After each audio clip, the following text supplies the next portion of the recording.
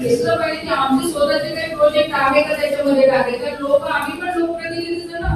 मग तुम्ही कधी एक प्रकल्पाला तरी आम्हाला विचारलं का की मॅडम ते तुमचे काही कन्सल्ट आहे का, लोकांनी तुमच्याकडे काही शिफारसी दिलेल्या आहे का, तुमचं मत काय आहे?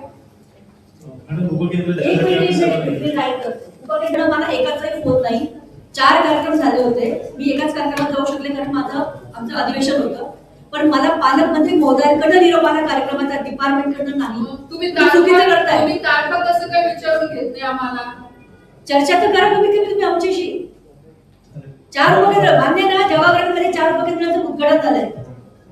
मी गेले होते एका कार्यक्रमाला फक्त पालकमंत्र्यांच्या सूचनेनुसार. मग आम्ही कुठे जातो? डिपार्टमेंटकडनं आम्हाला एकदा सुद्धा तुमचा निरोप येत नाही. तुम्ही कोऑर्डिनेशन करा ना, त्यांची पण तारीख घ्या, आमची तारीख घ्या, दोघांचं व्यवस्थितपणे कम्युनिकेशन करून मग कार्यक्रम करा ना. तुम्ही बोर्डवर नाव फक्त आमदारांचं टाकता, आम्ही गेलो मॅडम आपले जे आता कार्यालय हे करून घेतो आणि तुम्हाला बघा जेवढे तुम्ही जिल्ह्यात तुम्हाला परत हे सांगते की तुम्ही प्रोटोकॉल फॉलो करा. उद्या तुम्ही अडचणीत येणार बरं. आम्हाला फक्त एक विजिलन्सला पत्र द्यायचंय तुम्हाला. जिथे केंद्राचं शेअरिंग आहे तिथे आम्ही कंपल्सरी आहेच. आम्हाला विश्वासात घेऊनच तुम्हाला काम करायचं.